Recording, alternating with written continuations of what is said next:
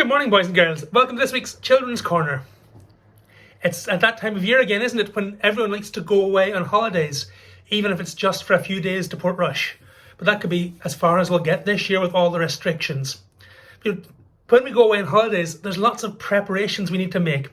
There are things that we need to prepare around the house, first of all. If we have a dog or a cat, we might need someone to walk them or feed them.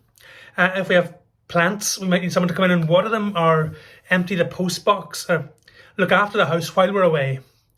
But then we've got to prepare ourselves and pack our suitcase. I don't know how you like packing or how good you are at packing. When I was in a boarding school, I joined the Scouts, and their motto was be prepared. And I've always tried to be prepared for anything that might happen. So if I'm going away for a few days, I might want to take shorts and t-shirt in case it's going to be warm, longer trousers and jumper in case it's going to be cold, maybe a smart shirt and a pair of shoes if I'm going to go out for a meal, trainers for walking around, flip-flops if it's very warm. And I end up with a suitcase that's so big and so heavy, with lots of stuff that I really don't need. We can pack so much that we don't need. When Jesus was on earth, he travelled around from village to village, teaching people, healing, casting out demons. And one day he got his 12 disciples together and he said to them, now it's your turn, you're going to do the same. I want you to go out in pairs, 2 of you and 2 of you and 2 of you, and I'll give you all the authority you need to cast out evil spirits. Well, it sounds like a pretty big job, doesn't it? Something they need to be very well prepared for. But Jesus gave them further instructions. He said, don't take anything except your walking stick. No food, no bag, no money. You can wear sandals, but no extra clothing. That seems crazy, doesn't it? Going out on a long journey, not knowing how far you're going, how long you'll be away, and bringing nothing to help you or nothing to be prepared. No food, no money, no clothes. How could the disciples possibly do this? Well, they had to trust that God would send people to them who would look after them along the way. God would allow people to bring them into their homes and feed them and look after them. And that's exactly what happened. The Bible tells us that the disciples went out telling everyone to repent of their sins and turn to God. And they did lots of good things. They cast out evil spirits. They healed sick people. In other words, they did exactly what Jesus told them, and he gave them the power to do. Jesus tells you and me to go and do the same, to go and make disciples. And sometimes maybe we think we're not prepared enough, we're not ready. If Jesus told you to go today and tell people about him, do you think you're ready? Have you the ability to tell people about Jesus and the good news and why you believe in him? You might think you haven't, but when God calls us, God always gives us everything we need. If God asks you to do a job, he won't leave you helpless. He'll make sure that you have all that you need.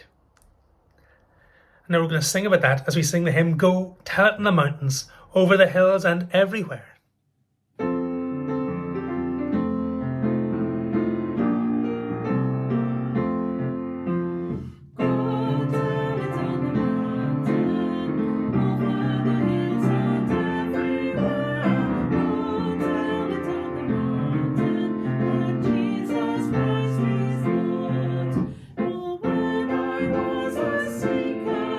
I sought both night and day. I asked